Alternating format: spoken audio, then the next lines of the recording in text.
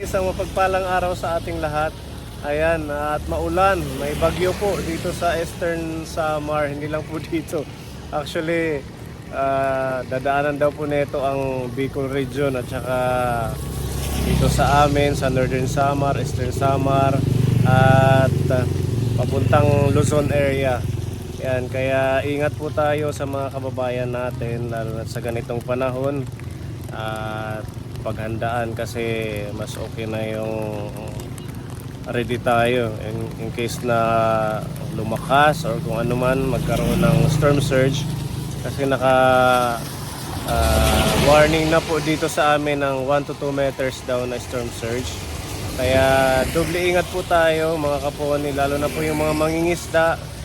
Yan, ano muna natin, hinto muna natin yung pagpunta sa karagatan, sa laot dahil mapanganib po at inaasahang ayon sa balita mamayang gabi daw maglalandfall ito, kaya pagpray natin na hindi ito lumakas ng sobra kasi kawawa yung mga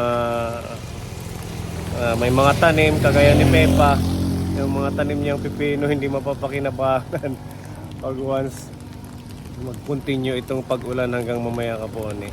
Sa ngayon po medyo mahina pa yung pag-ulan pero hindi hunahin to. Kaya okay pa naman, kalmado pa yung ilog at saka yung karagatan dito sa kabilang side. Ayan. Facing yan, Pacific Ocean. Ayan, so tayo naman kahit medyo masamang panahon ay tuloy-tuloy pong ating paglingap para sa mga kababayan natin. And bibisitahin po natin si Nanay Magdalena, yung isang senior po nating nililingap para matiran po natin ng ayuda, at si Tatay Lupe. Ayan, shout out sa ating Ate Igorota, maraming salamat sa pagmamahal nyo, and sa lahat ng mga kapone sponsors na walang sawang nagmamahal, nag-share ng blessings para makontinue yung ating mission. Ayan, thank you sa inyong lahat. Ayan, diretso na po tayo kasi baka lumakas ang ulan sa mga darating na oras, kaya inagahan po namin ang aming pag-mission.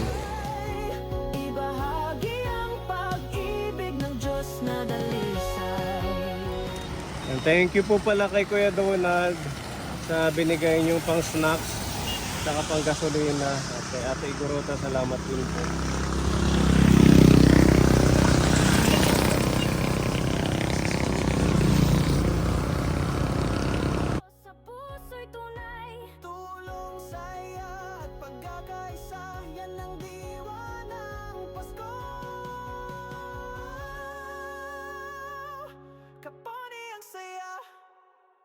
Pasko sa Kaponi, simple at masaya, pagmamahalan, pagbibigayan at pagkakaisa.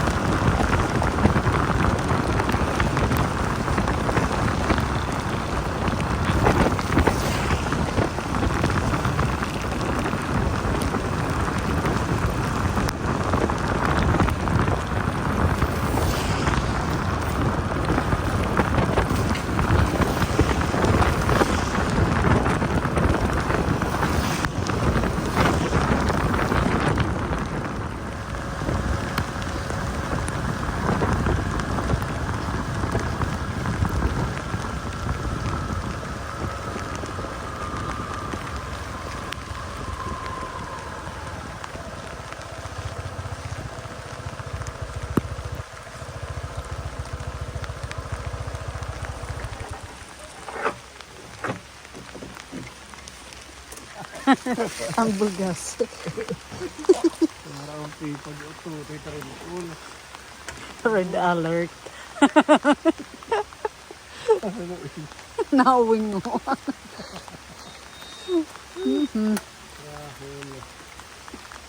Tatay! Ang pamasko!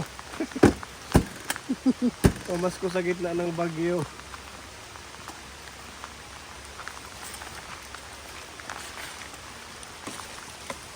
Okay. Tatay Lope.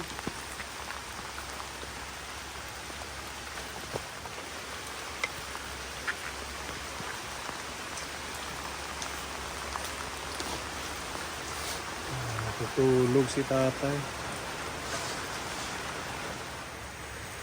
Giniginaw si Chuchu.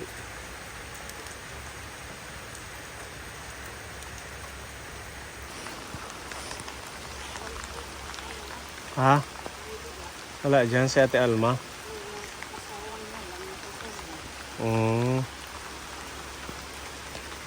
Wala si Ate Alma ka po kani.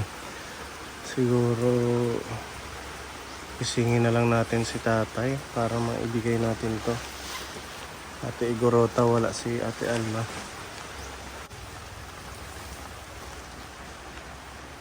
Tatay. Tatay. Tatay. Mopay nga adlaw. Tatay, hello. Harap pagkakakilala. Kanakilala ham. May Pepa. Serpone.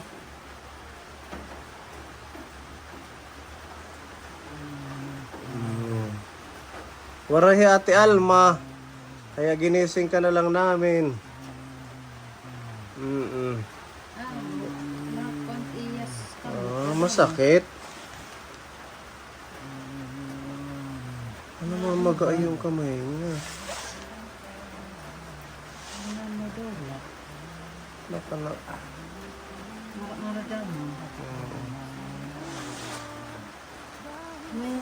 Nadapa si tatay, ano. Ha? Nadapa ka? Natumba ka? Natumba? Diin ka katumba? Dinhi? Hala? Ano pa? Oo, may sugat. Ito. Masakit. Namamaga ito, oh. Masakit ito, masaol. Kakan, oh. Kailan ka na dapa? Mahirap na kasi siya makausap. Asan si Ate Alma? Dito. Waray dida. Waray. Rahay ni Ate Alma.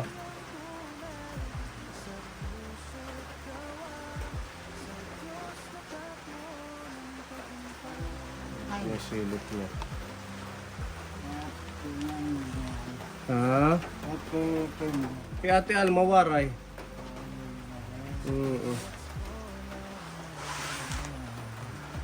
Namamaga yung kamay ni tatay. Ano nangyayari dyan? Naidiin niya, gano'n? Biskuit, karayag ng biskuit. Tara dito. Nadala tayong biskuit. Ito pa. Papaabot na lang natin at igorota para may pagkain. So, wala kasi si Ate Alma. Baka may trabaho, naglalabagan.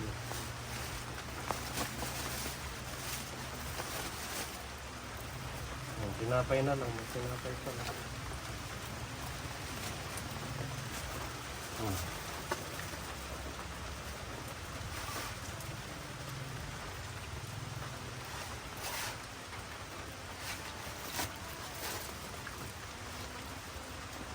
Gutom.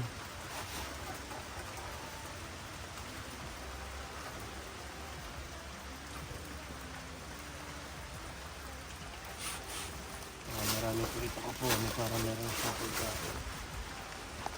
Bugas. Saka yung itlog.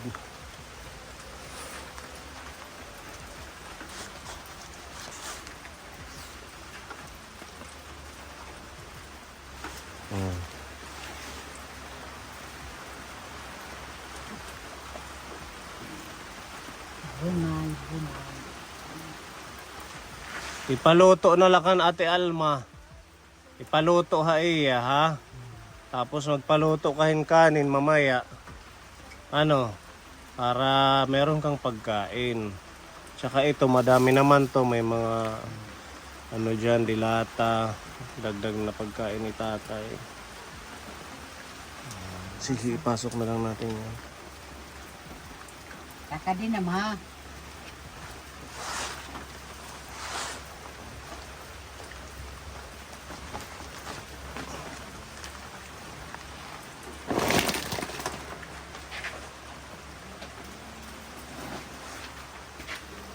Ayan, maraming salamat Ate Igorota sa blessings kay Tatay Lupe. At iniwan na lang po natin kasi may bagyo para meron po siyang pagkain. Wala po kasi si Ate Alma. Yun po kasi yung nag-update sa atin kung kumusta na siya. Hindi lang natin alam ngayon kung ano ang nangyari sa kanya. O baka matagal na rin yung sugat niya, baka kahapon pa. Ang kanyang kamay namamaga, parang kinagat ng alpihan. Baka naidiin niya. Parang ngayon lang siguro. O bago yung sugat niya eh. Sige, di na kami mag-iiha, makadi na kami ha. Sa mga bata, sa mga may sakit, sa nawala ng tahanan at hanap buhay, kayo ang gabay, biyayang tunay sa puso't gawa, sa Diyos nakatuon ng tagumpay.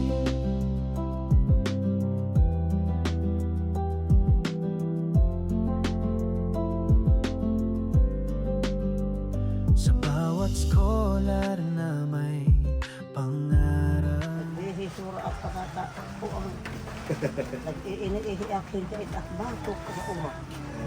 Bakit ka naman nag-iihi-ihi? Nagpangusog. Nakakaubo. Nalabas na lang ang ihi, gano'n? Oo. Sige, upo kayo. Kapag ay kabila at ihi, manulis at tampi. Hindi na makontrol. Pero siguro pag natanda, no? Pag nagkakaubo sila. Dadayapir ka na la. Ha? Dadayapir. Oo, pwede. Kaya, bakit ang araw magsulog? Hindi ka marunong magsusunod. Pero pag inuubo ka lang, doon ka nagkakaihi. Oo. Pag hindi naman, normal naman. Pero natanim edad. 90. Yan ang November 20. Wow. Malapit na. Oo. Kapag naman akong katatagan at mahata. Sana mabigyan ka ng incentive ng gobyerno natin para ma-enjoy ni Lola. Hindi din natagan. Ha? May natagan. Meron nang nabigyan dito. Bukan na hirap. Ikaw na ang sunod niyan. Ambot. Diba sabi mo sa amin nung huli, i-jollibee mo kami? Ililibre mo kami ng Jollibee pag nakuha mo. Ang mga pinutira nga nagdaan sa kataan. Lolo ko mabuti ay. Nga mabuti ka. Ano man, kumusta? Ang kalusugan mo? Patay maluwi ang Diyos. Hindi na maakin niya batok. Yung ubo lang talaga. Oo. Wala kang ibang nararamdaman sa katawan, awan ng Diyos. Wala. Yung mga tuhod, hindi masakit. Minsan. Masakit. Minsan. Ito. Yan lang masakit. Nagbabanghod. Pagkasasara nga dito at tika. May bagyo. Signal number 1 na dito sa atin. Bungkon. Dako ko mo. Ha? Dako. Oo, malaking bagyo. Nabaha ba dito? Nabaha ka agad? Hindi. Dito sa inyo nabaha? Hindi. Hindi. Maganda. Pero uro-uro na nga oran. Tekan dito nasugad na dito. Kaya tubig ito. Pag once, mamayang gabi hanggang bukas pag lumakas ang ulan at hangin, magpaano ka sa mga anak mo, magpalikas. Lalo na't medyo na yung bahay ni Lola. Natulo na yan, di ba? Yung taas. Oo, pero wala na naturo. Hibuan na na. Nalagyan na ng bubong. Parang pinalitan na. At saka meron na siyang lutuan. Dati wala yan, nasira. Sino ang gumawa? Ang lalaki. Ang adihaday-bay. Ito. Pinanautawon. Ang kahoy na pinanautaw. Ay di makataw-taw. Eh di giniginaw ka ngayon kay maulan. Mapahok na paparigo. Mahulog po. Hindi siya nakakaligo. Okay lang yan. Kasi pag mga senior na ganitong edad, bawal yung malalamigan ng sobra. Diba? Bawal malamigan, bawal mahamugan. Kasi nagkakaroon ng mga komplikasyon. Hintayin mo na lang okay yung panahon sa kamaligo. Iniinit. Ang tubig. May pagkain ka pa dyan, may bigas. Mm-mm. Yung huli naming dinala, meron pa. Oo. May kunti pa. Sadyang pinuntahan ka namin ngayon kasi may bagyo. Mm. Para meron kang stock ng pagkain. Kasi, syempre, masama yung panahon, hindi ka muna lalabas. Tinubalay akan. May sa inyo akla yung pagkakaon. Sino ang nagpunta sa'yo? Ay, ano po, mga kasangkayan. Mga kaibigan mo nagpunta dito. May raw titinda ng bigas sa sawang. Pinadadal kain itim ID. Yun yung tig to 20 pesos. Oo, pag 20 kilo. Maganda kung makakakuha ka. Ay, kung may kukwarta, wala ko pa mang kwarta. Nakakwarta na ako. Totoo yun kasi pinost nila dito sa page ng Borongan. 20 pesos ang kilo. Hindi ko lang alam kung ilang kilo yung pwedeng ma-avail ng isang pamilya. Napulo. 10. Oo, sampo. Pwede na, pwede pa. Kasali ka ba? Hindi. Nakaano sa Facebook. Yung mga minimum wage earner daw. Oo, yung mga minimum yung sahod. Nakakabigay. Oo, Bili. nakakabili ng halagang 20. Paano yung walang sahod ay walang trabaho? Pwedeng bumili. Wala ibibili. Utang. At least meron na, di ba? Nakakapag-start na sila sa ganong pangako ng presidente natin yan na magbenta ng 20 peso na bigas. So dito sa Borongan, ang ano target yung mga minimum wage earner. At saka siguro kasali na dyan yung mga walang trabaho na pwedeng makabili. Kagaya si Lola, wala namang trabaho. Nakakabigay naman. Pero man, balik. Hindi lang natin alam kung ano yung ng bigas. Kung NFA or commercial, depende siguro kung ano yung magiging Bigas. Na. maraming stock. Ay lang sila, buga. Magandang klase. Parang ganitong dala namin, Jaguar. Mura pang makakapalit siguro din. Ayan. Kung di niya, ang bangin din may pinag. So hindi ka pupunta or hindi ka magpapasabay kasi wala kang pambili. Yung pension mo wala pa. Wala. Sa December pa daw. December pa, sa Pasko pa pala. Matagal pa. Sabagay, kaka-release lang sa kanila ng 1 buwan. Kaya Kaya ano ang kumain, isang buwan ang... ito pang 1 buwan mo, yung bigay namin. Maganda, at least nagkakasya. Papang-abot hanggang sa sunod na balik namin. Kagaya ngayon, mag-1 buwan na po tayo mula nung last na visit kay Lola. Kaya binabalik-balikan natin. Sadyang sila po yung pina-priority natin yung mga seniors kasi lalo na't pag mag-isa dahil kagaya niyan, may Lola Magda, walang kasama, hindi niya na kaya magtrabaho. Makatulong sa kanila, hindi na nila iisipin yung bigas. At ano na lang yung siguro mga ulam, nabibigyan ka naman ng anak mo ng paminsan-minsan ng ulam. Gulay. Kaya malaking tulong po ito na ipapaabot natin. Ayan, meron tayong blessings galing po kay Tita Bebelin. Halagang 2,000 po ito, Lola, para sa inyo. Ayan, 10 kilong Jaguar. Maraming salamat. Ito naman yung mga groceries. Pinapabigay ito ni Tita Bebelin Meron tinapay. Ito libre lang to. May kasama siyang toasted bread. Masarap to sa gatas or kape.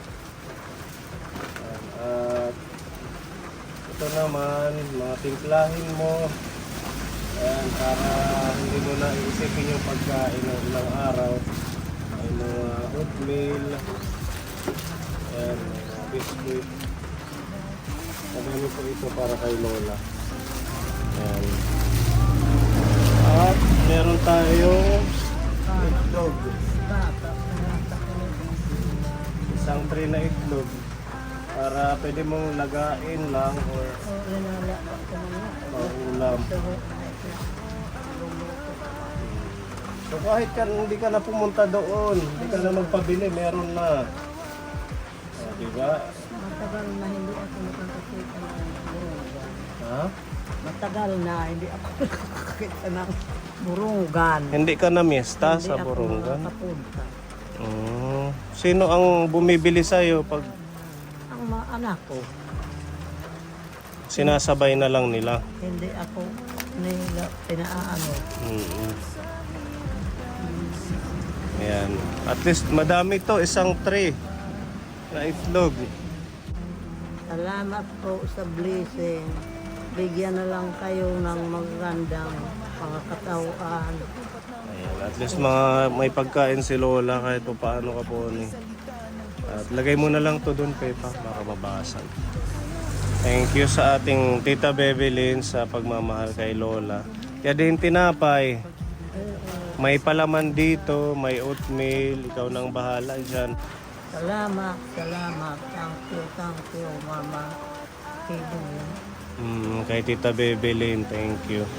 Medyo mahina po yung ating audio kaponi kasi wala tayong mic ngayon kasi naulan. Mababasa kaya ibang cellphone yung gamit natin. O sige Lola ha, kay pupunta pa kami doon sa unahan. Ipapasok na lang natin to. Ayan.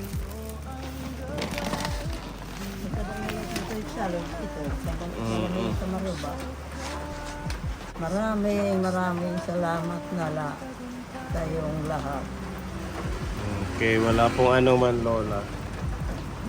Sa aming puso taos na pasasalamat sa lahat ng mga biyaya na natatanggap. Salat sa pag-ibig na walang kapantay, sa paglilingkod na walang hini.